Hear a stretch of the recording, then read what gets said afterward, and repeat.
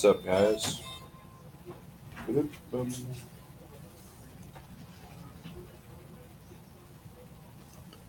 See if anybody comes in here. Daniel Adami, what's up? The Pool.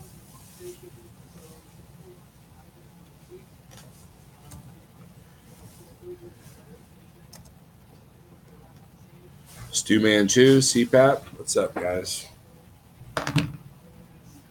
What do you guys want to talk about today? Light Bright, what's up?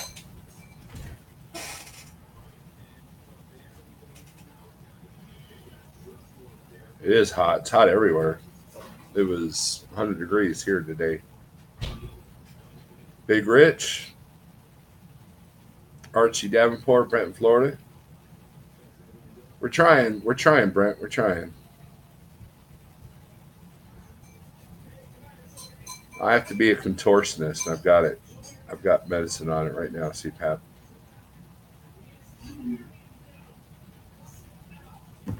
Eric Aquero, what's up?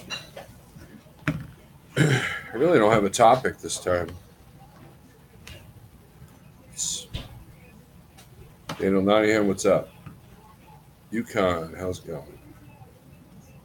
Got my King Kong glass. Got that. Went to Good Guys car show today. Way too hot to be out there. Yep. Talk about beard care for the Epic Snorlord look. How was your week in trucking? Archie, it wasn't that awesome. Only did 2 loads because the funeral I had to go to yesterday.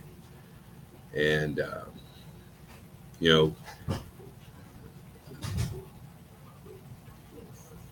when you're booking your own freight, it it's not that it's a challenge, but you have good loads and bad loads. Just like if you're a company driver or dispatch, you have loads that just go great, and you have loads that were like, why am I doing this? And it wasn't that I did anything wrong. It was just it probably wasn't the best idea going to Oklahoma City when I needed to be home. So a little bit of lack of patience on my part. Sometimes you sit somewhere ready to go and your clock's going, and it's I don't know. If you're not patient, then you can't wait for that home run load. So, and not every load can be a home run. My average was still this week was still higher than what I did at the Big Orange. So it's not a big deal.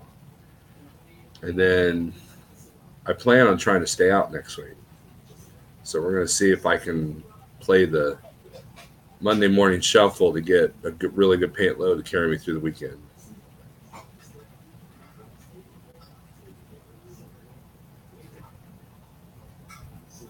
Firebird, what's up? Big Rich, how did you turn out last night?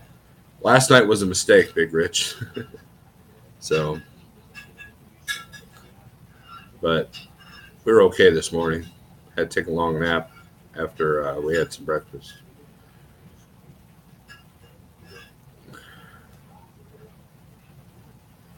Archie Davenport, this week wasn't so hot for me. Got to Orlando and had 3 loads canceled on me before I got what I finally delivered. Yeah, that's to me that happens a lot during the holiday, coming up. I think there was just something in the air, because it talked about, Jeff was talking about some of the stuff he's had to deal with this week, and Harold was at a shipper for 15 hours, and a couple other guys got a few other things going on. So it was just kind of a weird week, I think, altogether. But it's over with now. Tomorrow's Sunday, start of a new week. And I'll find something good Monday. And we'll make it work.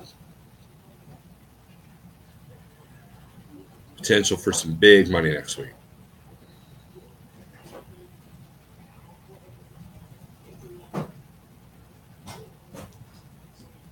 The funeral was it was more what they call a celebration of life. It was like you didn't go in and sit down and listen to someone talk for a minute. It was basically just everybody in a room hanging out. You know, uh, my friend, he was a motorcycle guy, so they had like this uh, urn that looked like a fuel tank, and you could sign it. You know, it's kind of a weird deal. But Big Rich, you working next week? Took a load out of Matter, Georgia that paid $2.13 a mile. Wasn't what I was hoping for, but you win some, lose some. Right, Archie. That's kind of what happens out here. Now, I will say this: for those of you doing produce, those of you doing watermelon, I've been seeing a lot of activity on Facebook about watermelon being rejected. And if you go to the store now, it is ridiculously cheap, which means that they're trying to get rid of it.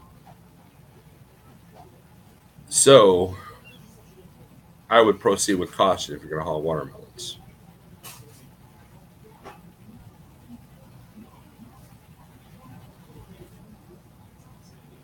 Tomatoes too. Lisa, you dealing with a bad batch of tomatoes?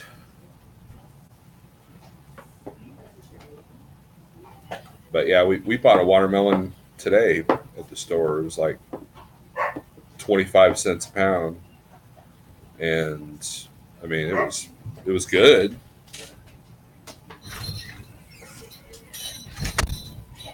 So I grilled,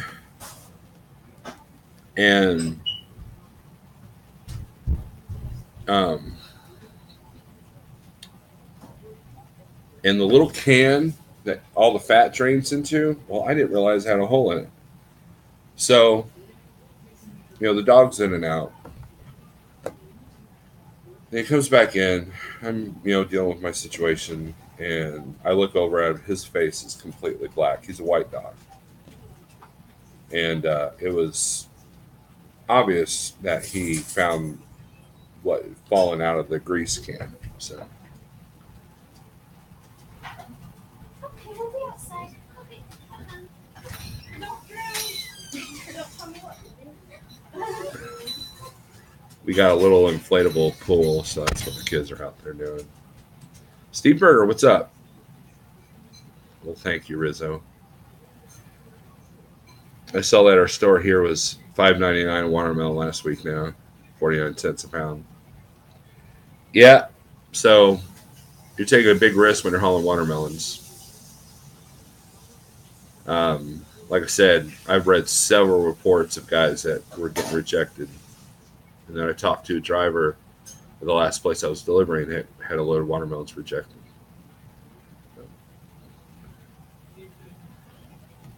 Did Berger have a good weekend? Heading back out tomorrow. Bet you're kind of glad, though, aren't you? Sometimes, get on the road to get rest. So a lot of rejection for watermelons because, you know, decay, mold, dirt, and a lot of times if they feel like they've got too many watermelons, they'll find the littlest thing and reject the whole load. I got loaded, went to scale it, and it was over 3,500 pounds gross. Wow. They go bad or they just don't have space. Probably both. It just depends. The whole.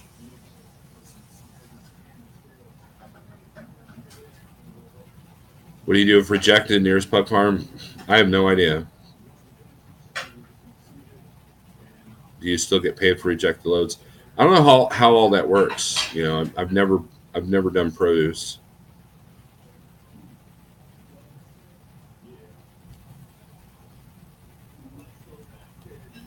And so, but there's really not much going on. Um, yeah, so this might be a short video this tonight.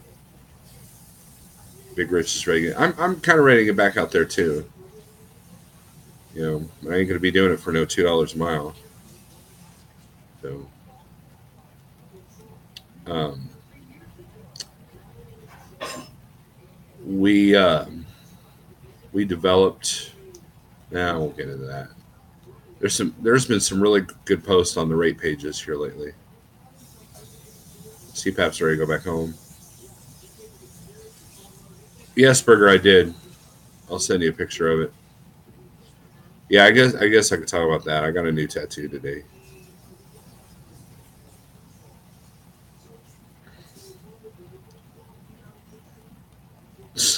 No, the Hool. What's your name from, anyways? The Hool.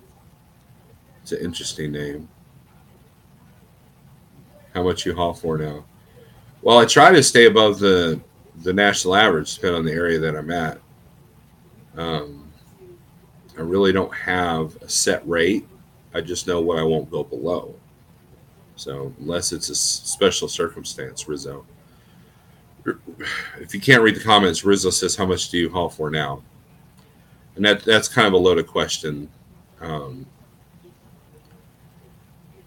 I have the DAP board with a 15-day average, and so let's say I look at a load, and the 15-day average is 2,000.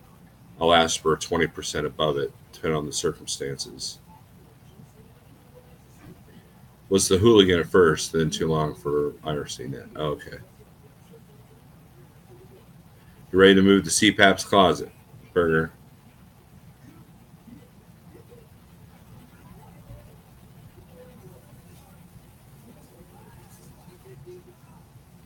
But a lot of people have been asking me how I negotiate loads, and it's pretty simple. If it's a short run, I'm trying to get a daily rate. If it's a longer run, and by longer I mean over 550 miles, then I look at the 15-day average, because most of your brokers, when they, Big Rich told me this, most of the brokers, when they quote to their customer, they will quote 20% above the national average. So the more drivers that take cheap freight, the lower those numbers are skewed, and then the shippers aren't willing to pay the money to move the stuff. Yeah, Rizzo. Rizzo says 20% above data average sounds good. And the data average has like right now it's showing 231 a mile for most lanes. Um, it also depends on the lane. If you go to, let's say you deliver in Orlando, Florida, then you look at the rates and you'll see, like, let's say you see a load going from Orlando or say, I don't know, Jacksonville going to Dallas. Usually that 15-day average is lower because people are taking a hit coming out. So each market is different. Each market changes. So when you're looking at a load, it's important to look at your destination. I did not do that. And it bit me in the butt. It only cost me like, well, I'd say it cost me about $50 in fuel, but also another 40 in tolls. So it cost me $100 to go home. So that just comes off um, the next load. So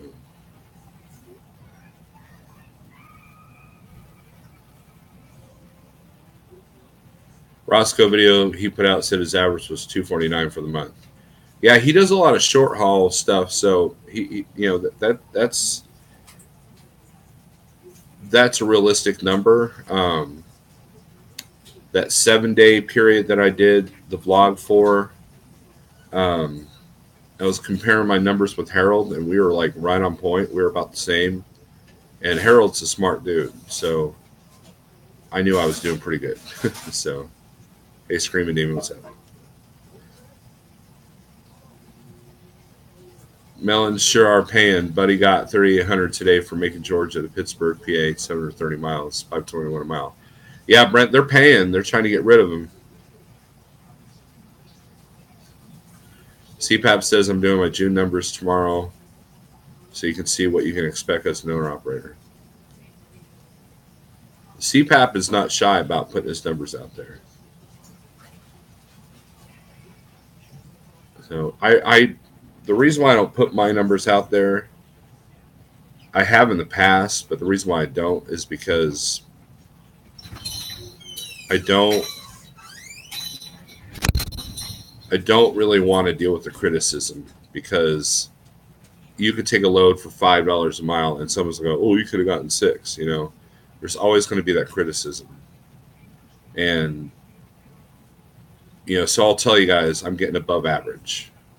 If I go to a bad area and I get below average, I'll tell you. But really, it's nobody's business.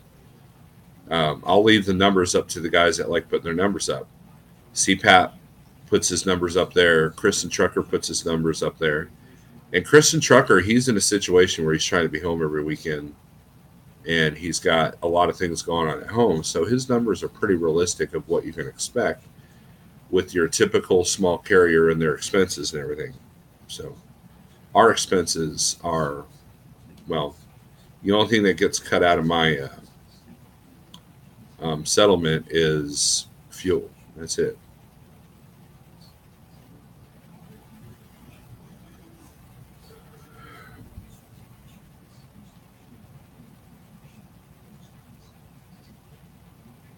CPAP put out a social security number? I hope not. My opinion is what works for your business might not work for you. Teach their own. Right, Archie. That's a common sense, logical way to look at that. But how many common sense, logical people do you know? And everybody has an opinion. Like look at the drama that's going on the YouTube here lately. You got Ike Stevens, who's getting ready to go to a company with a Peterbilt. He's made that known. And you had Trucker's Coach that did a video about where is he going, and he said it was a joke, but he said it was in good fun, but but you read the comments and it's like, why is everybody so obsessed with it? And there's so many people that are already writing Ike off, like he's not going to do well or something. And YouTube's a very fickle place, Well, there's you, but where's you? And so what business of it is it anybody's? How Ike's going to do. I don't, I wish him well. I wish him luck.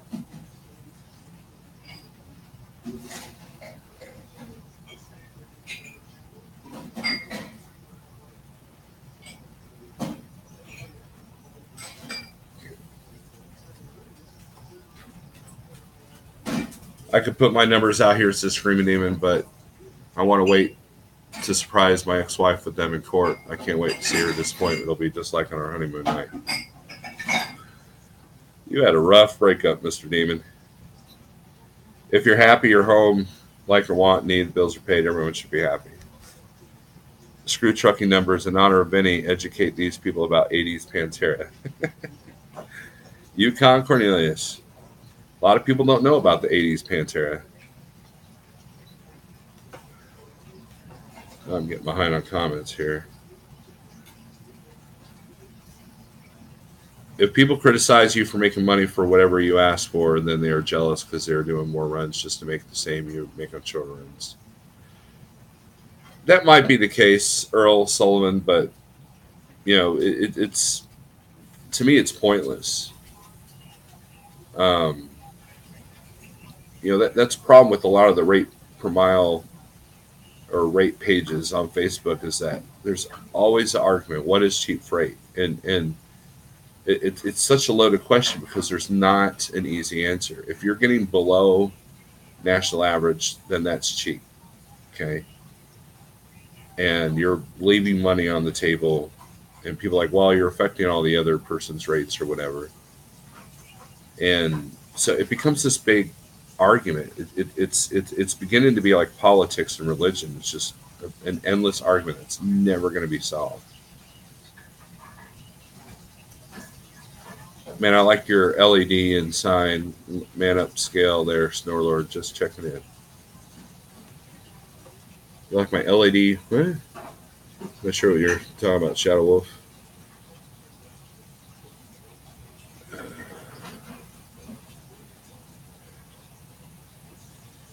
Brent says, been having a discussion with Buddy above with the melon load. He's leased on to a 15 truck fleet owner operator at 85%, but has never seen a rate con. I've been advising him he really needs a copy of them. Yes, that is true, Brent. You know, even if you work for a small company where the rate con has to go to like a dispatcher, like you know, I think Travel Loco's set up like that, then you should be able to see the rate con. And you know, we deal with our own. So haters can create a successful YouTube channel, says Rizzo. That is correct. Yes, the whole.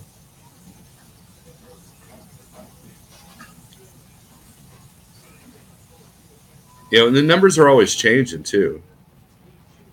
When it feels like monopoly money, it's a good rate. It's a good way. It's a good way to look at it. You have to do what's best for you, what loads you take and pass on. None of us are running a charity organization. Right. And the important thing is you know your numbers, right?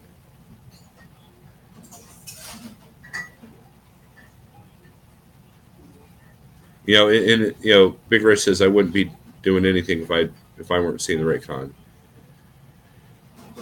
Um, yeah, you just have to know your numbers. That's it. A lot of guys are quoting loads and they don't know their rate. They don't know their numbers.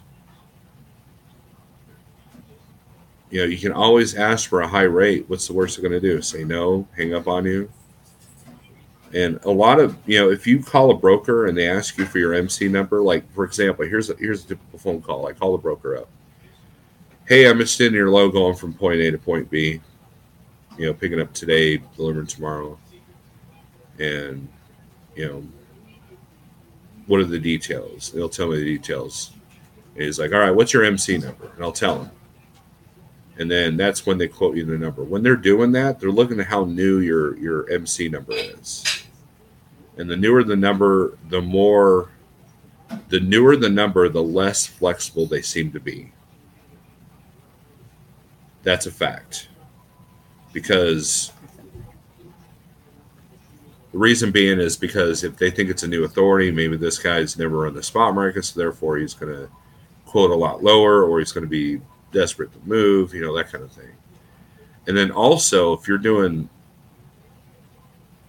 more loads for the same broker, you tell them who you are. Guess what? They have a history of what you run loads for. So if you've been running loads for say 250 a mile, and then all of a sudden you start asking for 350 a mile, it's going to be harder to get unless they're desperate to move the load, because they know that you've been running for the last 3 months at 250 a mile.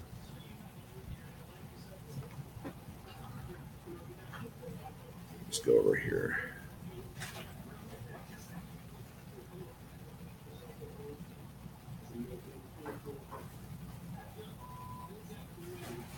Sorry, guys, if you're listening, the video's still going. I just read these comments. Big Ray says, I've gotten to a point I'm kind of just quoting crazy high and working from there. Haha. Yeah, that works, man. It's working for you, because what was your average there, Big Rich, last week? If you want to put it out there. If you don't, I get it. Brokers have years and years of analytical data on what it costs to move a load from point A to point B, and they will try to move it as cheap as possible and maximize the profit. Exactly. I mean, we all search for the cheapest fuel, right? We all search for the best deal on tires, you know, and if the broker can get loads moved at a lower rate, then that they can keep their customer.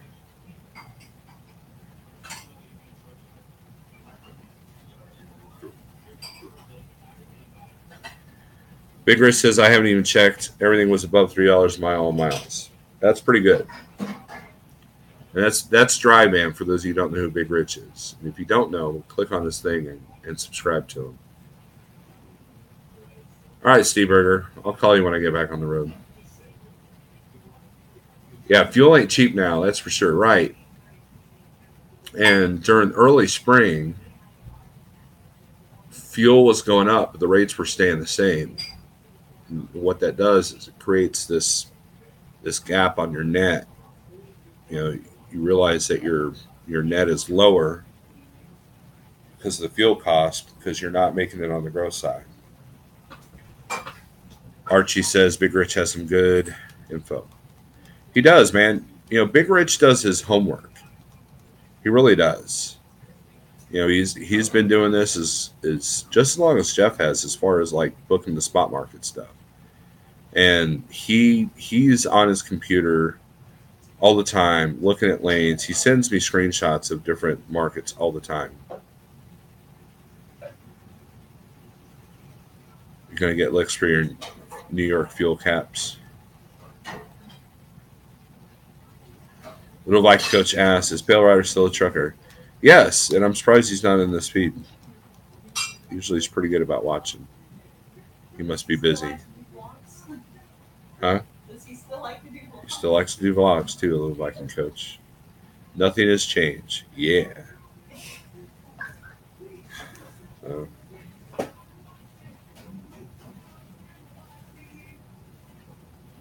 Yeah, 2290s are due.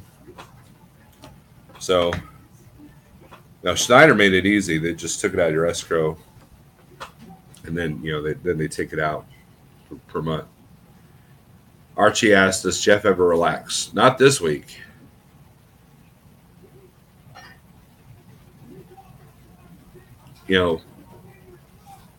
If it wasn't for Jeff streamlining what he does, I think it'd be a lot more difficult. That's kind of a natural thing, though. He made sure he had it streamlined before he started adding drivers. And he's gotten it down to a science so he can deal with the other stuff. It's due by August 31st. Yes, CPAT. Now, I used to just go to the office here in Missouri and pay it personally, in person.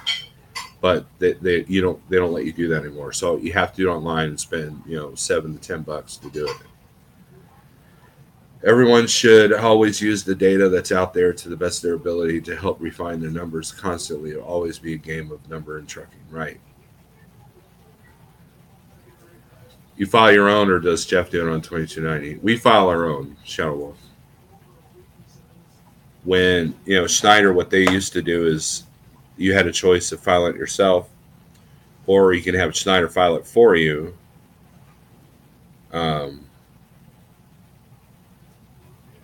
And then you just pay them back through escrow.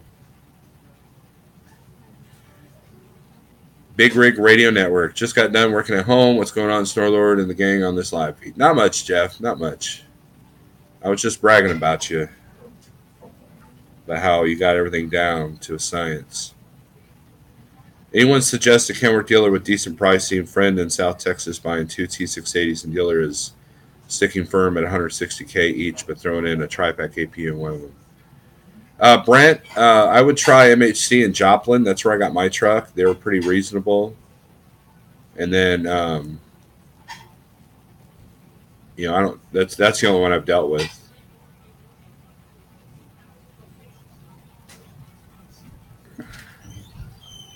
So, are you running less miles in the spot now? Yes, Rizzo. It's just like all the other stuff. When you work off percentage, it's about the revenue, and you're running less miles. And then Rizzo, I'll be honest with you guys, okay? Yes, I'm running less miles, but I'm trying to run more miles for more profit. In other words, if I'm averaging this higher number than I was at Big Orange, then if I would just run a few more miles and maximize my clock, then that's even better. And that's what I did on that 7-day run. Was I maximized my clock and still was under 2,500 miles, but the the final number was about 7,000. So it was hot. Yeah, yeah, it was pot here. Hot here. Did I say pot? It was hot here.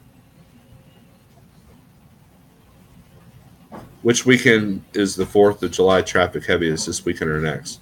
Johnny, I don't know. It's been a long time since I've driven on a 4th of July that was on a Wednesday. Hey, Steve, what's up? And I know that traffic has been pretty bad the last couple of days. I know that.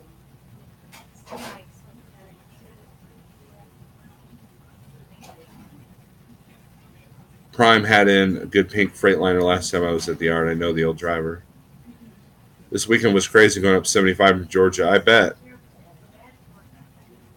Jeff says the company average per loaded miles was excellent. Yeah, and it's going to continue to be this way for a while. And Chad Boblet was talking about fuel probably staying about where it's at right now.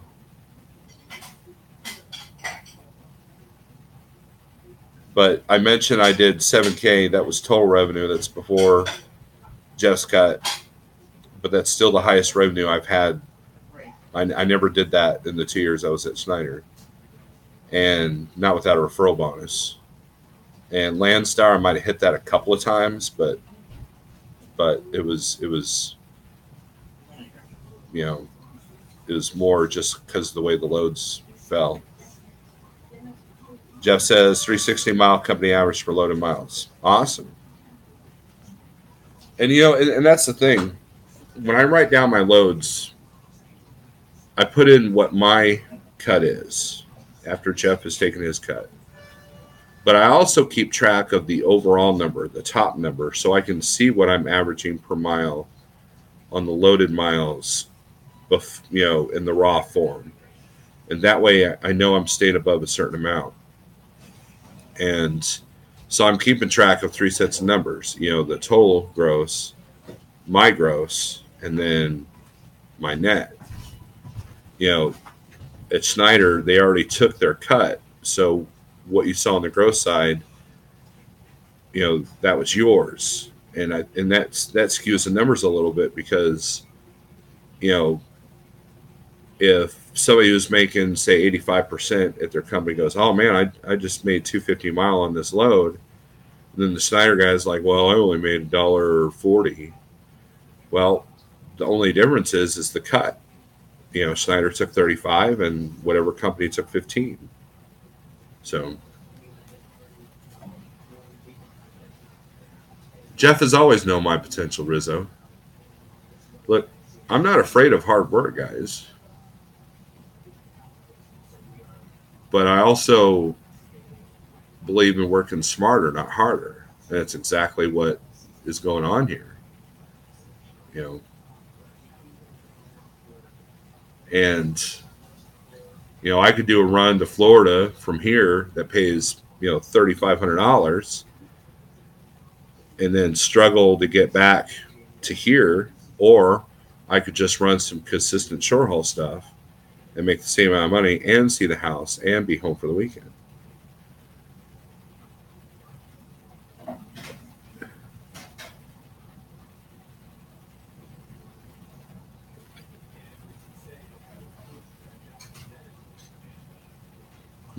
The whole, you've got a very vivid imagination there.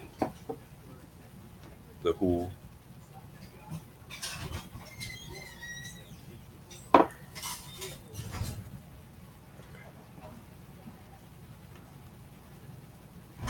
You don't want to clone me, man. It'd be like, you guys seen the episode of The Simpsons where Homer clones himself and they're all like a bunch of idiots? Well, that would be me. Like James 3600 to Maryland. Oh, no, he didn't.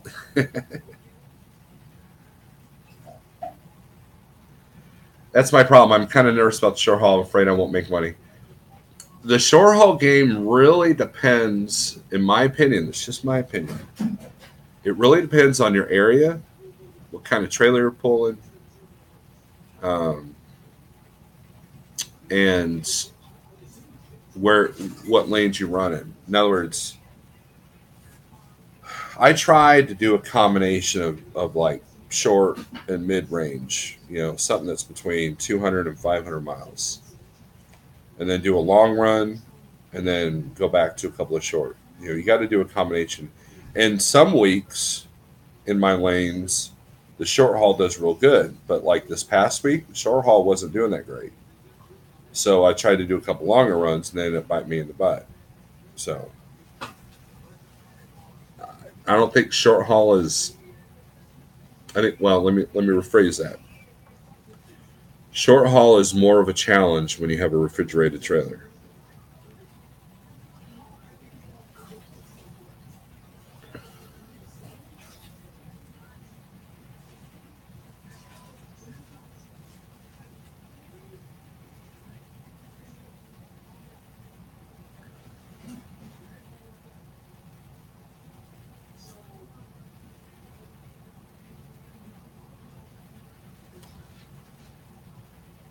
Short 8240. The average loaded haul is 855 miles. Yeah, Big Rich is playing the longer haul stuff, you know, and I know Gary Compton has talked about that too. And a lot of the guys at Snyder, they almost rather would do the longer runs because you're on the boards less. If you do just two long runs out and back, which is easier doing the spot mark instead of having to do a triangle or a circle, um, the it could be easier because you're not usually as pressed for time, and you're not bumping docks and spending a lot of time on the docks. But Jeff plays the super short game. He says my average load haul is under 250, but he lives in a great area to do that. And if you live in an area like, and that's why he mentioned about, if you're a contractor, coming over to like trucking, if you live in, Michigan, Ohio, Illinois, Indiana, because it's really easy to do that short haul stuff. And so a lot of times what I'll do is I'll take a load to that area, bounce around there, and then come back. That's how I did at Snyder. It's how I've been doing it here. But then once you figure a system out, then it changes.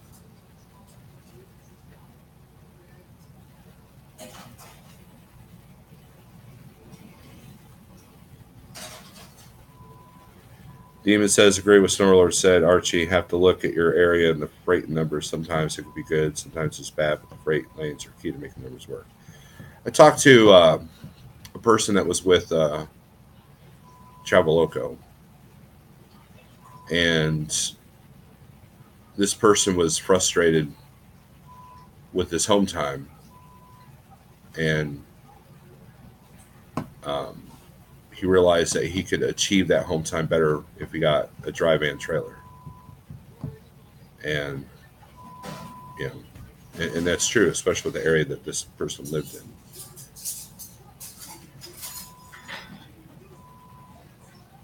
Indiana was crap on reefer for the last 3 days. Shadow brings up a point. You got to, with refrigerated trailer, you got to go where the produce is and where the meat is. Dry van, you just have to be in an area where there's a lot of production. CPAP says my average on 67 loads since January 29th is 581 miles per load, deadhead plus loaded.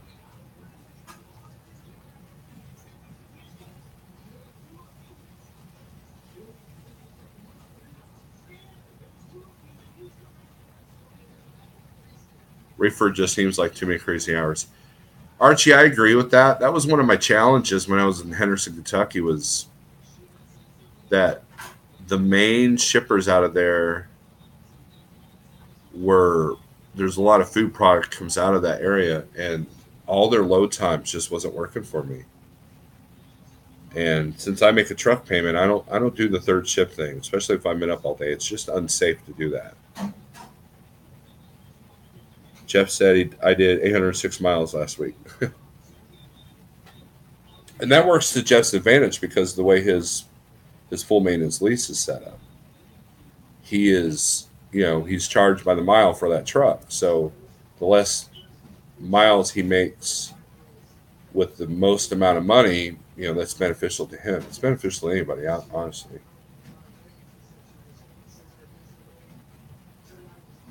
Probably have 40 hours left on your clock. Bruno, it's not uncommon for when I get home, there's like 30 hours. Very rarely am I worried about the 70.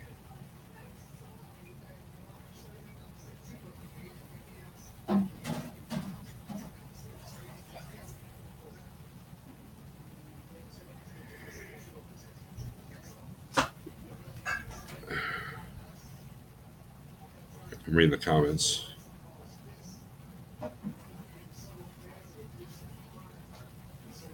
Arch says I'm learning screaming. Just get a load. I deadheaded almost 306 miles. Get a decent load.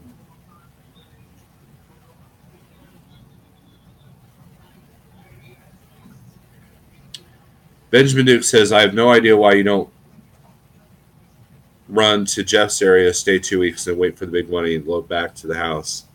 Then take a few days off, then bounce back. Same average, less long driving. That's essentially what Harold's been doing, and I've been kind of doing that, but going to the Midwest. Not necessarily in Michigan as much, but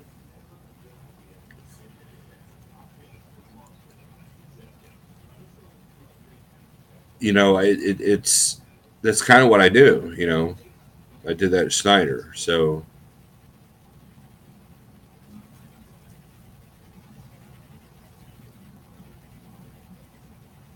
CPAP says got to maintain a regular sleep schedule. Really helps your stress level. Healthier for you also. I agree.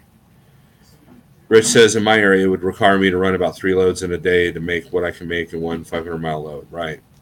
51 hours left, Jeff.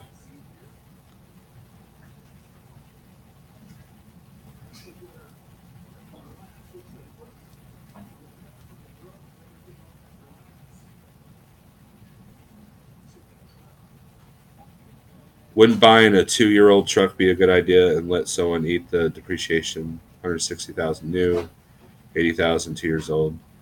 Depends on your operational Viking coach. That's essentially what I did. I bought. When you buy a used truck, it's a gamble. So I think that you want the best of both worlds. If you get a used truck, make sure it's still got plenty of factory warranty on it, and that you've got all the records and everything. And then you could have essentially, um, that's what I did. I couldn't get a full maintenance lease, and if I could have, I would have.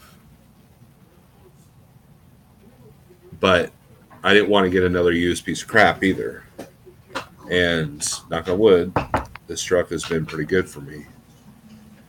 And when I still had the factory warranty, I pretty much, was able to stack for any things that were coming up. So it was kind of the best of both worlds. It was used, but it was still new enough to have all the stuff that I needed. The 80,000 is a big savings even with repairs. Yeah, if you got that money laying around, the problem that I had, Little Viking Coach, was that my Peterbilt, when I added up all the repairs and the truck payment, I was paying just as much as a new truck. I was at like Schneider Finance levels, but yet I wasn't running like a Schneider Finance guy.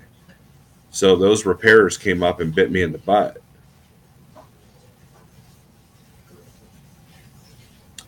Jeff says the loads we run over here are 90 to 245 miles, ranging from 700 to 1250. That's about where I try to stay at.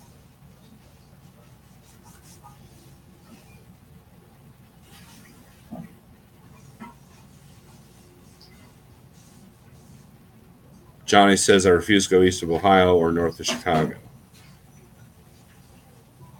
Yeah, little Viking coach. So, yeah, I was paying all that money for that truck, and it wasn't reliable and it wasn't comfortable. So, it was time to get rid of it. And, if I'm going to be paying that kind of money for a truck, it better be, I might as well have a new truck where I'm comfortable and the APU works, and I'm not worried about a huge repair. Wisconsin has great rates back to the Midwest, says Jeff.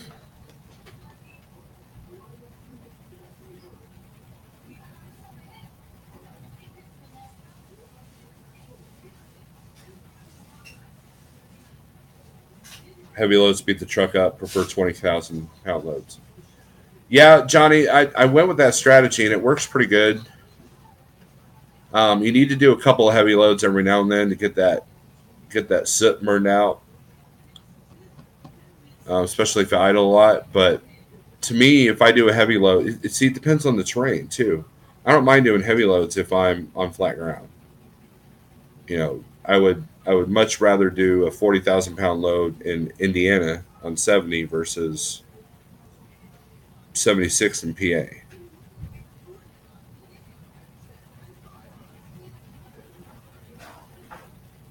Harold just came out of Wisconsin to Indiana for the Big O for a great rate.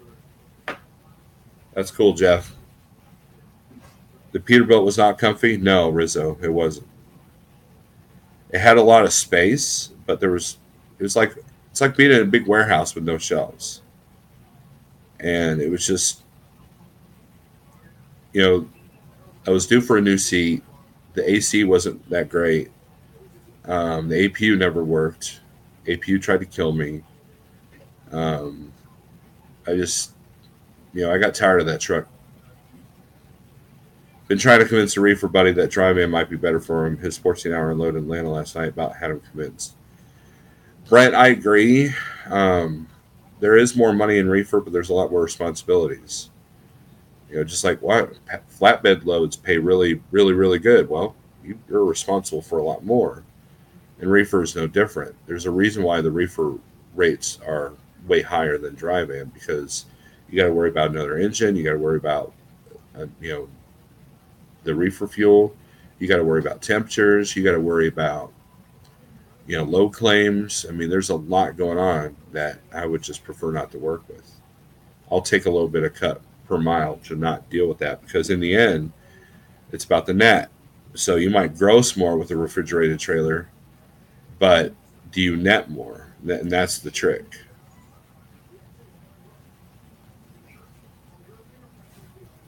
I'm curious, how long do you think the truck should last with just oil changes and regular PM? That's kind of a difficult question, Benjamin, because it's not just about oil changes. Torsion rods get worn out, shocks get worn out, springs get worn out.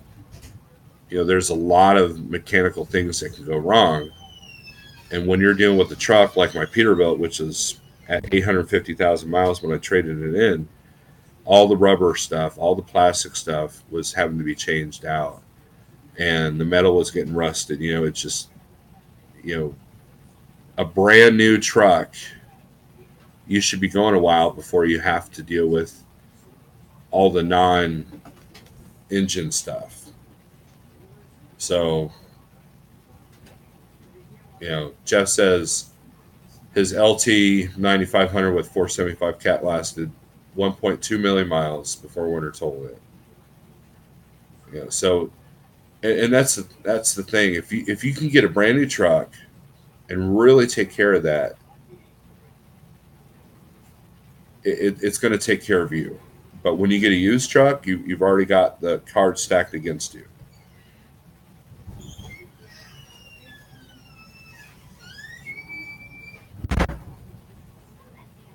Little White Coast says flatbed chick just did a video about why she prefers flatbed over reefer.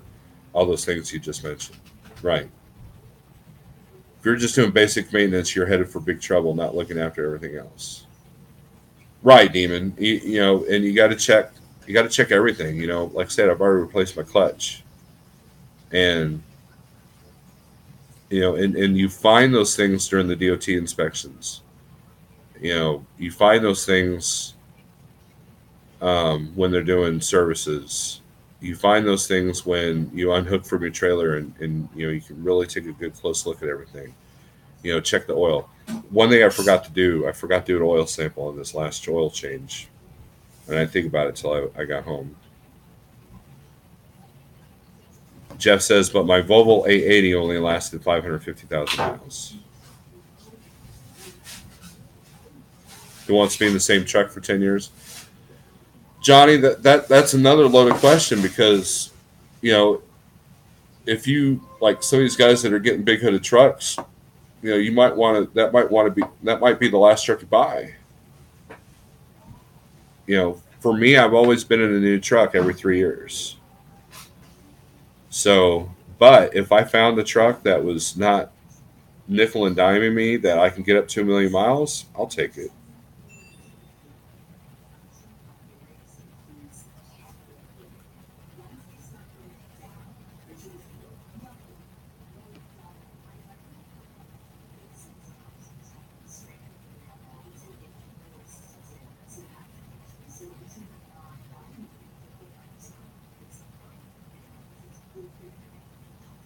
Sorry, I'm checking my voicemail here. Okay. So it depends on the truck, right, Jeff? It depends on the truck, depends on how it was driven. It depends on, just like a car, you can either drive it like you stole it.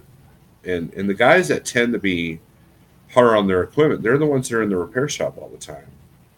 There's a YouTuber out there that I don't think he's done YouTube in quite a while. He's on Facebook.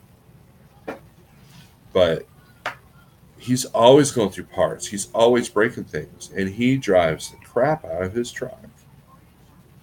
So a lot of times it's most okay, let me rephrase that. A lot of times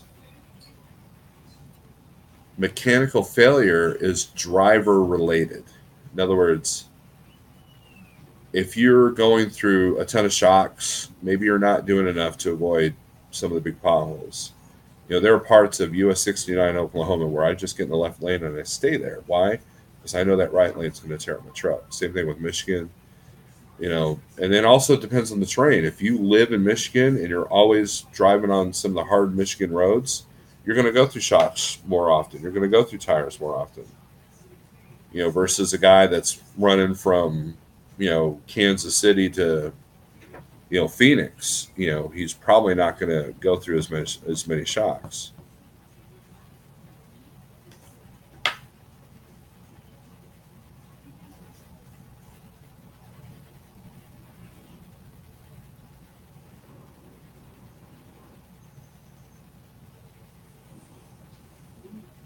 Yeah, driving in snow and salt. A lot of guys I know guys that don't wash their trucks, and you have to wash your truck for two reasons. You have to get the salt off because that salt eats at the wires. It rusts your springs. It rusts your chassis, and you don't want that stuff sitting on there. The other thing is the cleaner looking your truck is, the less likely you are to be inspected. Again, that's my opinion.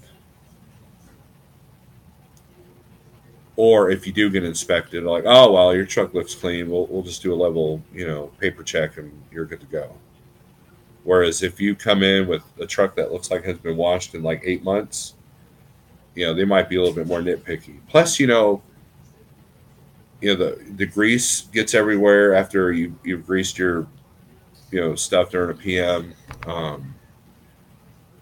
If you have a wheel seal that needs to be changed and it sprayed oil all over the wheel, you want to get that washed because DOT could pull you over and say, hey, looks like you got a leak wheel seal. No, I just fixed it, officer. Well, I can't tell. You didn't clean up the oil. So it still could be leaking. You could be written up for that. So to me, washing the truck is important. Now, do you have to wash it like every 2 weeks or something ridiculous like that? No. But at least once every other month or so, or like at least once a quarter, twice a quarter.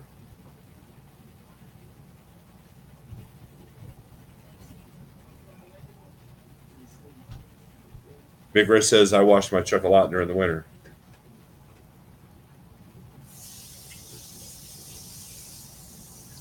And when you go to trade it in, if you trade in a pretty clean truck with very little rust, and the wheels still got their shine, that's just going to make a better impression overall.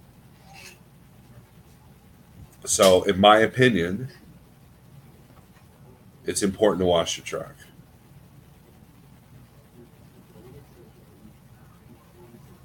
Hey, Anthony, what's up?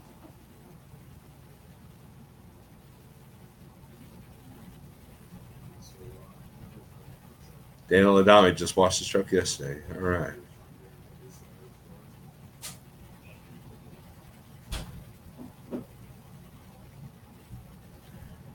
But we're almost at an hour. We're going to go to an hour, and then we're going to be done with this.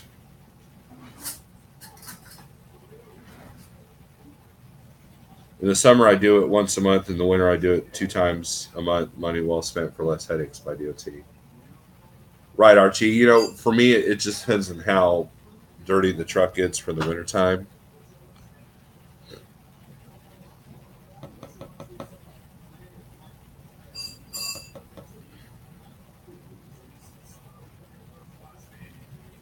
But things are going well. And, when you pull off an awesome week like I did the week before, sometimes it's hard to get back in the groove and see a lower number, feast or famine, right? But I still had pretty good numbers this week. The fact that I just did 2 loads. And like I said, I'm going to play what they call the 3 o'clock shuffle tomorrow. I'm gonna find that broker that's desperate to get something moved for the 4th of July, and I'm gonna bank. And that's the beauty of the spot market.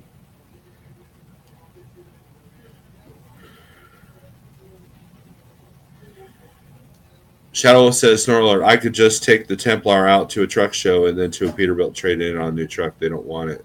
That's a fact. Yeah, Shadow Wolf, I know that they don't, like, shiny wheels not going to press the dealer or the chrome accessories or any of that stuff. They look at the base. Because the way dealers look at the truck, if they could sell it, they will. But if they think they don't sell it, they're going to give you the least amount of money as possible, and then it goes to auction.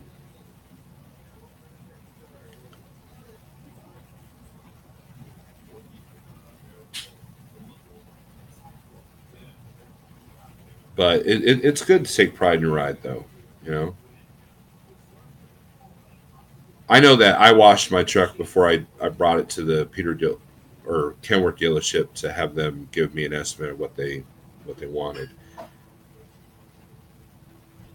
When you're selling a truck to somebody else, washing it's important because it shows that you've taken care of it at least.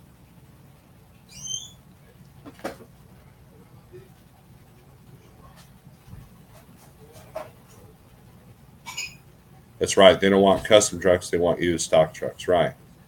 They want trucks that'll be easy to sell, easy to trade, that kind of thing. And the other thing, and I talk about that in the live feed I did from the Kenworth dealership. Every single used truck dealership, well, I'm not, let me rephrase that. Most used truck dealerships, or the used side, they paint the chassis, they paint the springs, they paint all the rust. And what that does is it makes it look like a new truck. Perfect example. When I bought my Peterbilt, it had 550,000 miles on it. Which, by the way, if you get a used truck, I suggest not getting anything that's older than, 400,000 or 450. But anyways, I had to get my Landstar inspection at the TA there in Stratford, Missouri. And the guy inspecting my truck, who works on trucks, thought it was brand new. That's how well they painted everything. And so you can't let that fool you. And then the first repair I had to do for that truck was had a light out, and I went to unplug the light, and it literally disintegrated my hand because it had been painted over, and everything was stuck.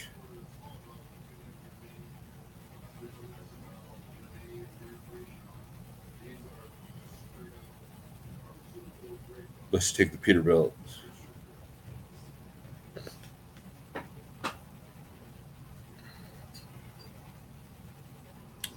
So, all right, guys, we're at an hour.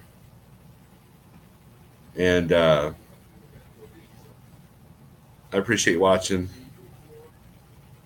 I'm sorry my weekend live wasn't as exciting as it has been in the past. But I'm going to chill out. I'm going to go watch some live PD.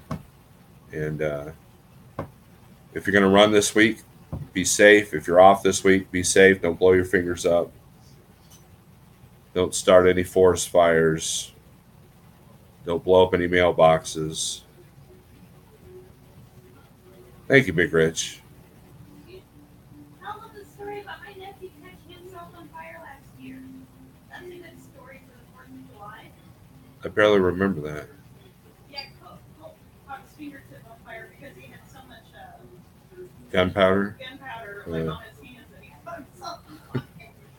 Speaking of gunpowder, I'm going shooting tomorrow for the first time ever with a friend of mine. So that'll be my fireworks. Jesse Barrett, what's up? So, anyways, guys, be safe out there. Don't be so hateful. And I appreciate these discussions. So, all right, later.